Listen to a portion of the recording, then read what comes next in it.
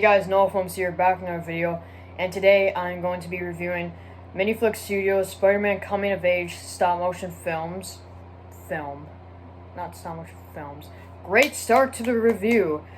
Alright, so, let me address the elephant in the room. This is a 42-minute stop-motion, which is an insane runtime. I really respect Miniflick for the work he's put into this project, and you can just tell he worked very, very hard on it, and yeah, I just really respect the work he's put into this project, and I'm excited that it's finally out. It's been out for like a month though, so I am a little late to the party, but I want to give my thoughts on it because I may have a bit of a controversial opinion, but yeah, so I do.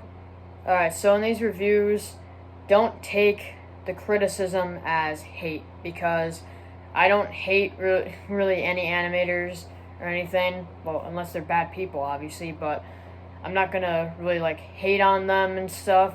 If I can tell they have a lot of problems in their animation, I'm just gonna critique them, so just don't, in general, don't take it as hate. I wasn't making sense there, but just don't take it as hate. That's a big thing.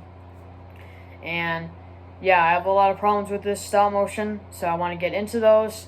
And yeah, so we start off with cons, then end off with pros, and then my review score, which, by the way, with review scores, I am going to be even more harsh. I know, impossible. How could you get harsher?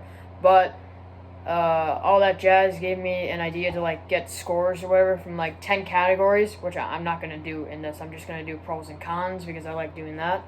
But in like 10 different categories, and like rate them each, and then add up the scores and divide them by 10, and then you get the review score. And that's what I did with this one, and it definitely makes the scores a lot harsher, so just keep that in mind. And I made a new rating scale, of course I did, because, well, why not? Yeah, let's get into the cons. So first off, we had some like yellow or orange lighting in some of the angle changes, especially in the first scene with Peter and Gwen. Well, that wasn't the first scene, but the second scene. And like it was really weird, where we just changed from the yellow or orange lighting to just kind of regular lighting. So that was a little that was just weird. And that scene, and it is really noticeable and kind of distracting, and I just don't like when people have yellow or orange lighting.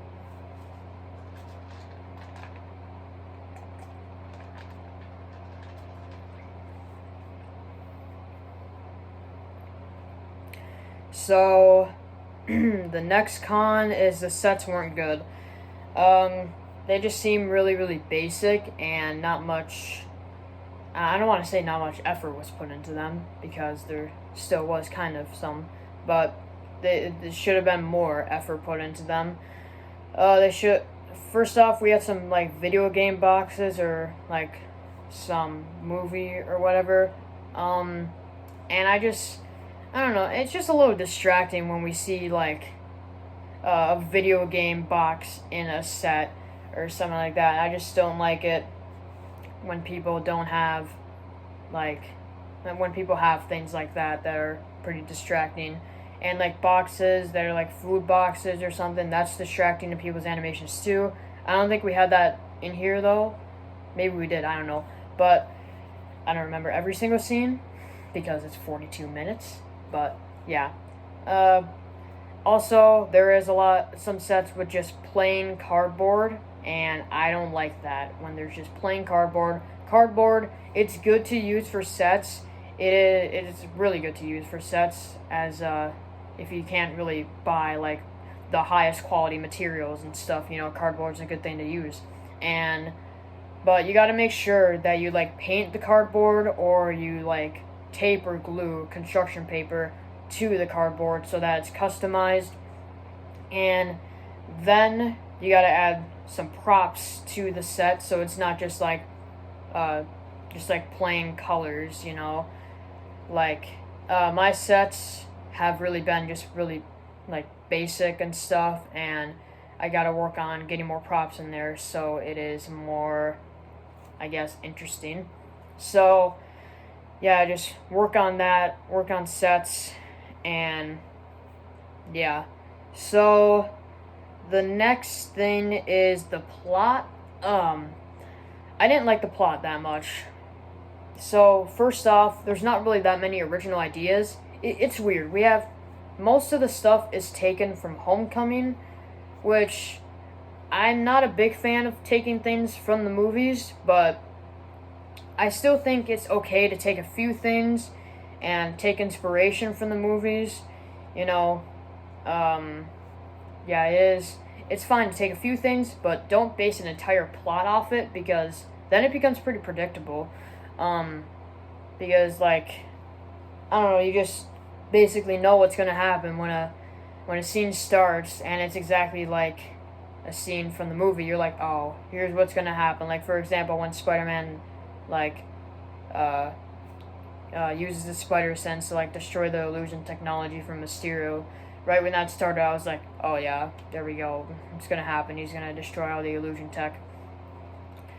And then, so yeah, Far From Home things were taken. Also, some Homecoming things, like, for example, Mysterio, his motivations were very, very similar to Vulture's, because, like, Vulture, he kind of got fired from his job or whatever, and then now he, like, scavenges for weapons, I guess, or is, like, now a bad guy.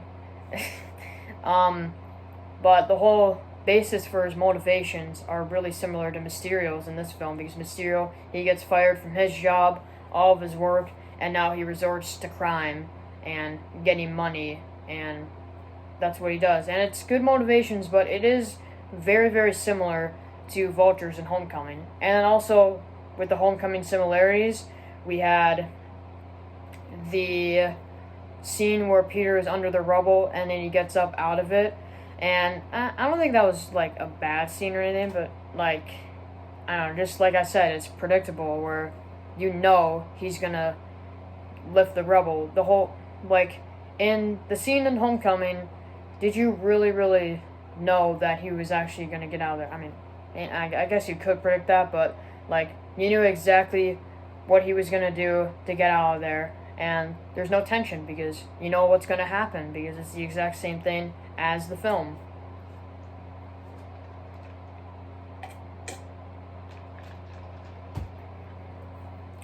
So, yeah, and then we had some similarities with Amazing Spider-Man 1, especially the final swinging scene.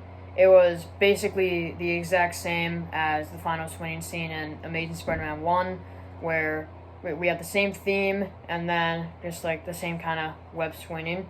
So, yeah, too much is similar to the Spider-Man movies, and I just would really prefer a lot more of some original ideas in there. Obviously, there is some, but it's mostly just, like, connected to his universe, which I do like his universe for the most part. Obviously, I have problems with it, but, you know, I have problems with everything. So, yeah. But, off topic there, yeah. So, overall, the plot wasn't really original enough, and it felt, even though this is 42 minutes, it feels a little crammed at times. The pacing is too fast. I think a few things could have been cut from this, and then make, like, a few scenes maybe longer or something, but I don't know. Just, he should have cut some things out of the script that is useless, and then build on some of the, just make it more focused, not necessarily shorter, because a runtime of 40 minutes is great, and just cut out some of the plot points and make the main ones just take up more of the story and be longer, if you know what I mean. So, yeah, the pacing was a huge issue. It was really fast, and on my first viewing, it was really hard to comprehend all the stuff that's kind of getting thrown at you and stuff. So, yeah. Speaking of things that should have been cut out of the film, Black Cat they just have their little, like, action scene or whatever, where Peter where Peter fights Black Cat, and then nothing else happens with her, and she's just basically useless. So that should have just been cut out of the film. It feels like it was in there just to get an action scene, so the audience isn't bored. But you know, that was kind of random in there. And then another character that feels kind of useless is Hydro Man. I do like the fight scene, but Hydro Man just kind of pops up in there to have a fight scene, and then nothing else really happens with him. So I guess he could have probably been cut out of the script too, and then just do more with Mysterio to flesh him out as a better villain, and just have it be more focused, if you know what I mean. There's so many plot points, and in 42 minutes, all of it cannot be achieved. So if you wanted to have all these plot points, then make this really, really long, like an hour and a half or something like that. But if you can't make that long of a film, then have it be more focused in this runtime, and that definitely could have worked.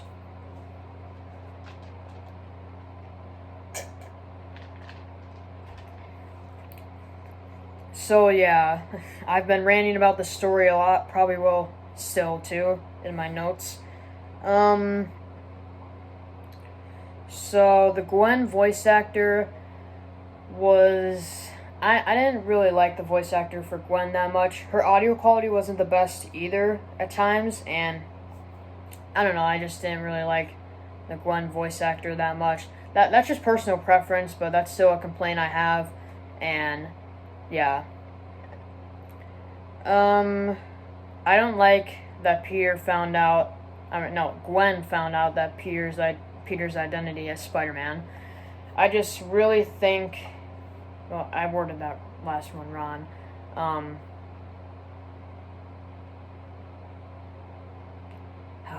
Noah, cut this out and restart here. Okay. So, I feel like Gwen should not have found out that Peter is Spider-Man, because, I don't know, it just feels like at the beginning, right off the bat, we have that scene where she finds it out, and then I guess, I don't know, I feel like that should have been later on, that we should have had a scene like that and not just have it right off the bat. We get that. And then the way she finds out isn't really too compelling. Like, she just catches him in a Spider-Man suit, and that's all. It could have been more interesting if she kind of found out like Mary Jane does in the comics or whatever, where she like figures out all these clues and stuff and then puts it all together. And how MJ actually kind of did in Far From Home. So I just feel like it's not compelling how Gwen found out about Peter's identity.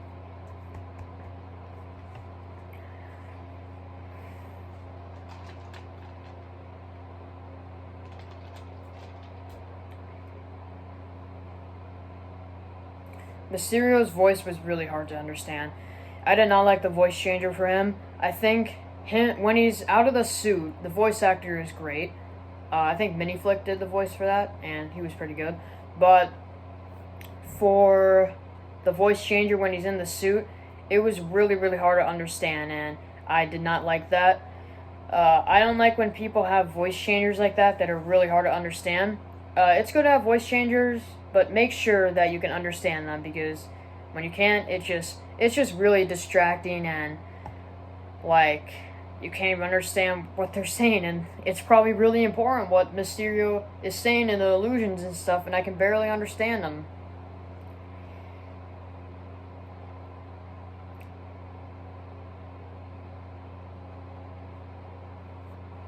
There really wasn't like that much character development, I guess, or there was attempts at it, but it's just that there's so much stuff kind of crammed into it that character development doesn't really happen that much, you know?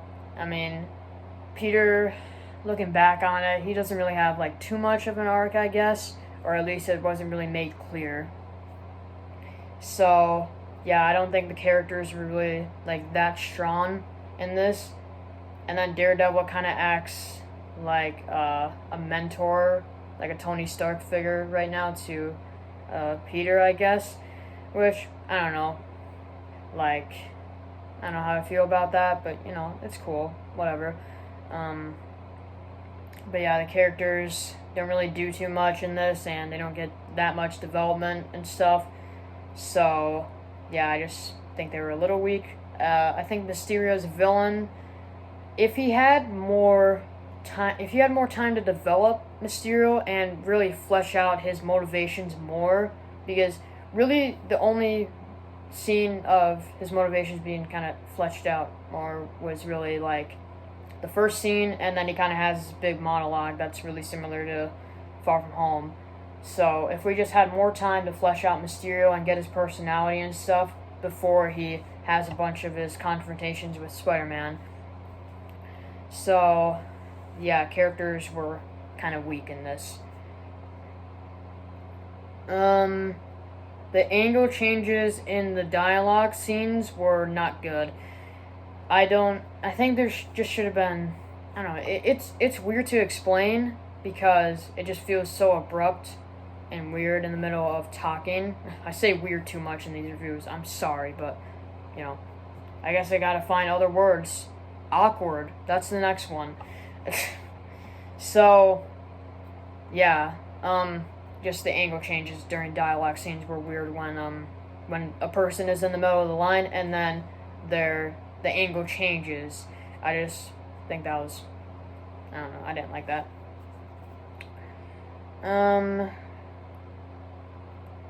The changes from green screen to real sets, I don't like it, because especially where we see sometimes, like when Mysterio is talking to like his partner or whatever, who's voiced by Thundercat, and I'm just gonna call him Thundercat for the rest of this review. When he's talking with Thundercat, I just think like when it cuts from green screen to actual set, it's just a little off-putting to me, and I don't really like it. Just have an actual set, because like only for green screen, this can be applied to everybody, not just Miniflick, but with green screen, you shouldn't use it that much. You should only use it for things you almost can't build a set for. If you can build a set for it, then do not use green screen, because green screen, it just doesn't really blend well with the characters, and green screen should really only be used for like maybe a sky or space or something like that, where you can't really build a set for it that good. So yeah, but like for inside buildings and like stuff like that, I think that can be built by an actual set. However, when Daredevil and Spider-Man are like on top of a building or whatever and you can see the full city, I think it's good to have a green screen there, because you can't, it's kind of hard to get that effect and build like all the buildings like that. So I think that was a part where the green screen was used well, but for the most part the green screen really isn't needed in a lot of the parts. So yeah, that's my little rant about green screen.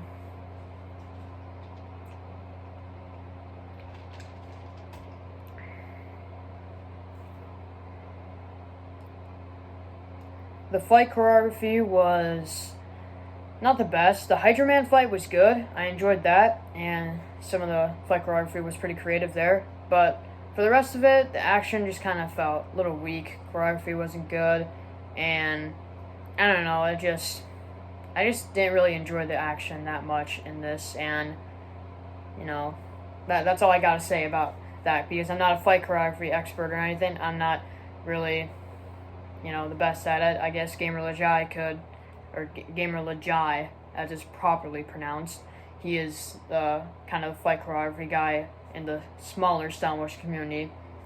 So there's a little shout out to Gamer Lajai. Yeah, some movements were really fast at times and unrealistic. Speaking of movements, in the final web swinging scene, there's a lot of awkward pauses with Spider-Man, and like when he's in the air, there's just this weird pause and he goes back to web swinging, so that was not very good. And yeah, just overall some of the movements really fast, and some were pretty unrealistic also during the fight scenes and stuff. There was some...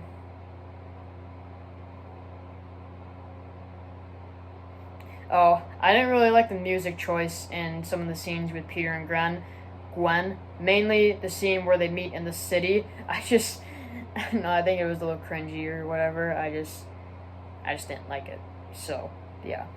There's a lot of things I didn't like in this, but yeah, the music choices for the most part were good, and I'll get into that more in the pros, but that music choice was not the best.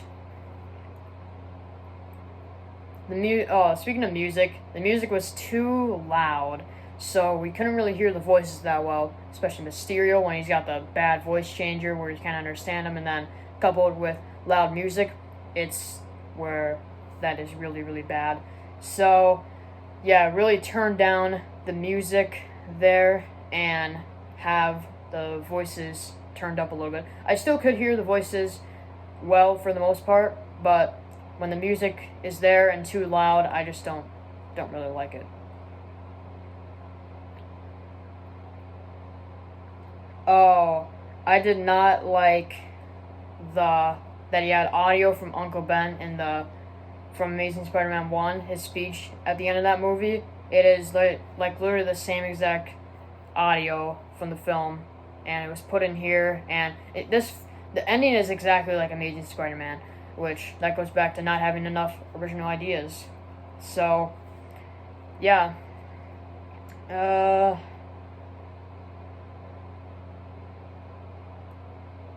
Oh, the one news reporter that came in, this is pretty nitpicky. Quite a bit of these things are a little bit nitpicky, but I feel like with a lot of the little stuff in this can really add up, and there's also big stuff like the plot and all that. I feel like a lot of people are going to be like, you talk about cons way too much, but these reviews are really about being harsh and pointing out the bad things in an animation, and I spend a lot more time on cons because they're like the big things, and it's good to focus on the things you need to improve upon, because improvement, obviously, it's always great. We all have things we need to improve upon. So, yeah, the live chat probably is already being like, oh, you're destroying him or whatever. So, yeah, breaking the fourth wall again. So, we were at news reporter voice, so that was really low. I had to turn it on full volume just to hear him, and yeah, also the kit bash for that news reporter, the head was too big for the neck, so yeah, that looked weird, but whatever.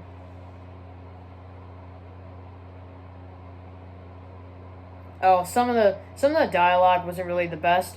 Like an example is when Thundercat was like, "Hey man, you good man," and that just wasn't really that good. So yeah, that's just one example. There's a few other lines of dialogue that I don't like. I don't think it was the strongest. I don't think it was necessarily bad though. On rewatch, I think I liked the dialogue a lot better than the first time I watched it. I watched it with some of my friends, by the way, the first time. It was today, and I just rewatched it before filming this review, if you guys care at all, but you probably don't.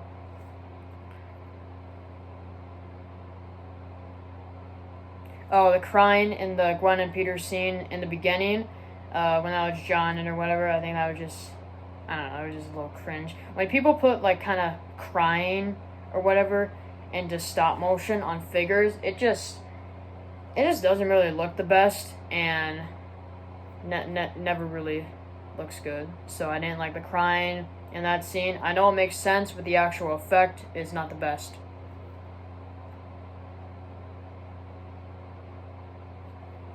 The camera was a little shaky.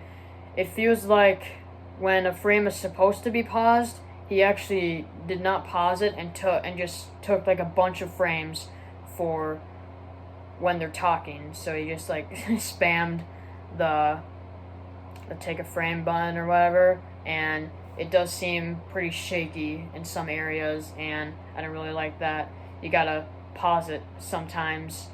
I understand, obviously you don't pause it while they're moving, when they're talking, but at times where they pause for a little bit, you gotta pause it and not just take the individual frames, because then that's where light flicker happens, and that's where camera shakiness can happen sometimes. Oh, when you had a Lego figure in the helicopter, when people have Lego figures with a 6-inch scale Marvel Legends and stuff, it just doesn't look good. I know it's really nitpicky with a Lego figure being in the helicopter, but it's just so out of place when you have like a little Lego minifigure with a big 6-inch Marvel Legend. But that's just a nitpick, don't worry about it, because I actually like that helicopter scene, and we will get into that in the pros. Oh, another thing I want to mention is the scene when Quentin Beck is yelling for his monologue towards the end of it. It sounded like, I think it was Miniflick voicing. It sounded like he was recording late at night or something like that, and he was trying not to wake his parents up or something like that, because he should have really put a lot more, made his voice more booming, I guess. But instead, it just sounds like kind of quiet. It's just like he's trying to make it louder, but then it's like, oh, I can't wake my parents up or something like that. So that line delivery should have been a lot better.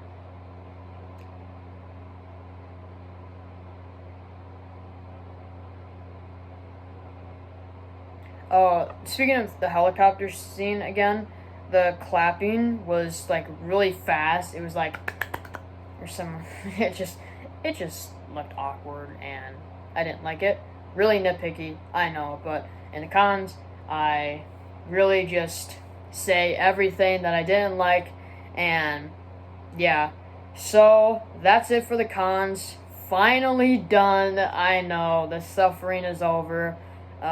Just really take these into account, Miniflick, and yeah, just do that to improve upon it, and yeah, just really work on the plot, because the actual like animation and stuff is decent, but the actual plot is really what is gonna take down my review score a lot when we get into that. So plot is the biggest thing you need to improve upon, the pacing especially, not cramming too much stuff into it.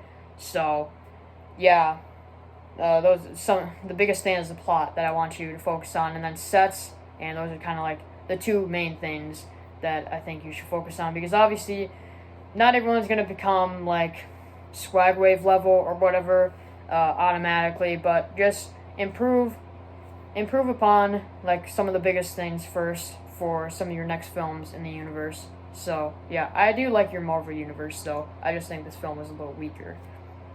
So yeah, let's get into the pros finally. I do like the music in this, besides the audio issue, or just having to be being too loud. But I do like all the different themes from all the movies in there, and I just really like it. It was placed well for the most part, and I just like the actual themes that are in there.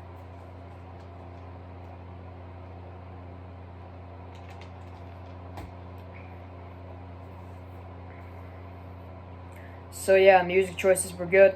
Animation was decently smooth in most areas, while being a little fast at times. It was still smooth for the most part, so good on that. Smooth animation. I just like how long it is. A 42-minute animation. It's an impressive runtime, and I respect the effort so much.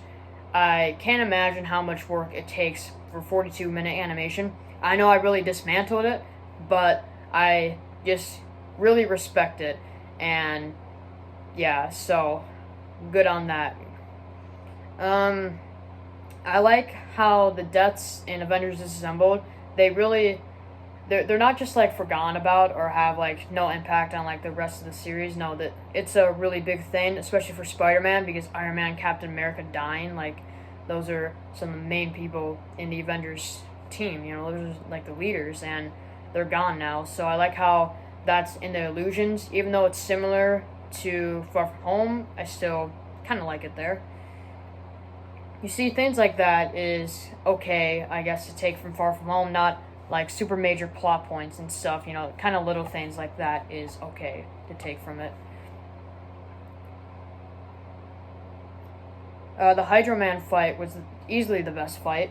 I really do like it. The fight choreography is pretty creative at times, and it was definitely the best fight. Like I said, the Mysterio fights weren't good, but the Hydro Man was good, and I like that Peter is wearing like the Red Dragon scarf thing or whatever. That's a cool little thing, I guess.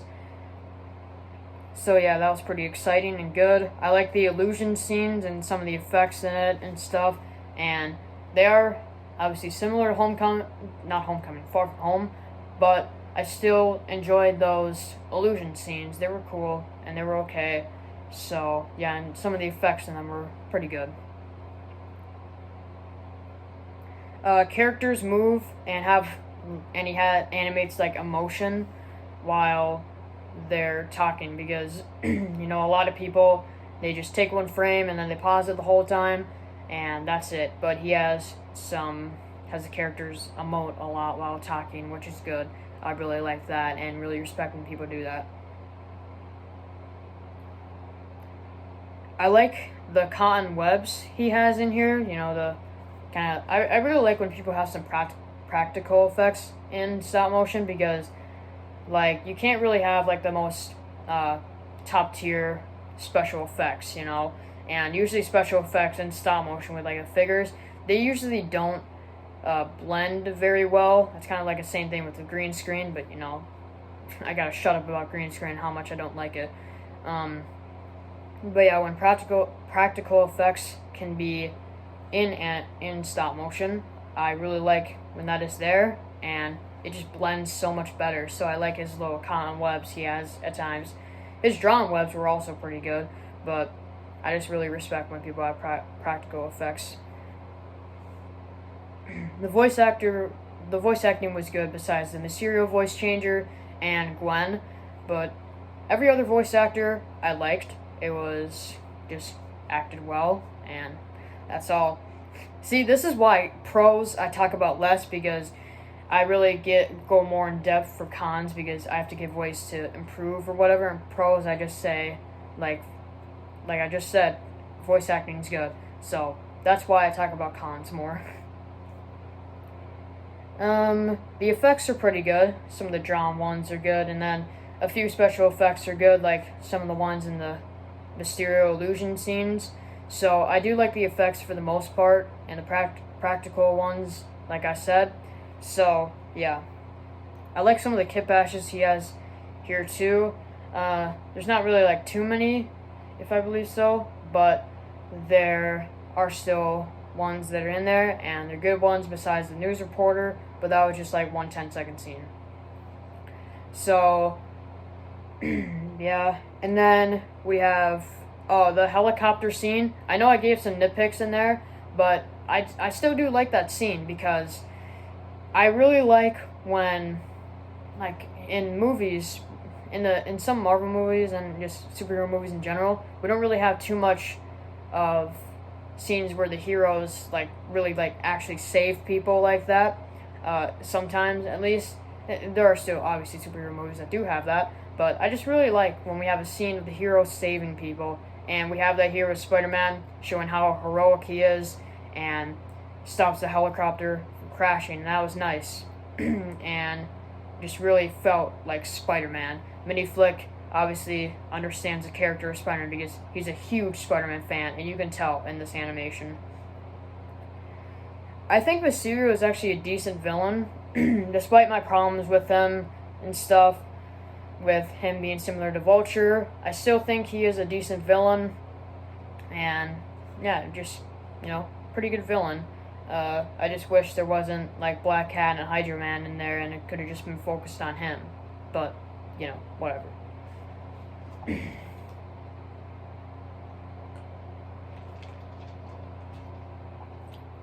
So yeah, that's it for the pros. I do like quite a bit of things in here. I definitely like this a lot more on my second rewatch, but there are still a lot of problems, technically speaking, and yeah, on my second viewing, I did get a lot more enjoyment out of it than I did on my first, like I said, but there are still many, many problems. So let's first get my new ranking system out of the way. So 0 is literally no redeeming qualities, one of the worst animations I've ever seen. 1 is maybe like one good thing, but it's still pretty bad. 2 is still bad, but a few things are good. 3 is very flawed, but some things are okay and enjoyable. 4 is mediocre. 5 is average. 6 is just, okay, a little above just like above average. 7 is pretty good. 8 is great. 9 is fantastic. 10 is an absolute masterpiece and it's perfect. So yeah, there's my ranking system. A lot harsher now, but yeah. So for a review score on this film, I'm going to give it a 3.8 out of 10. So yeah, really, really harsh, but no, I really value plot in an animation, and this just did not have a good plot.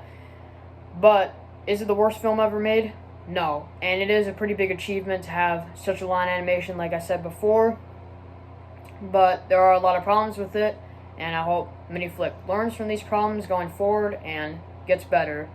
And so yeah, that's it for the review. I hope you guys enjoyed it. If you want to request some stop motions for me to review, but get ready for me to be harsh, like I always am. So, yeah, thank you guys for watching, and I'll see you guys all in the next video. Peace out, bye.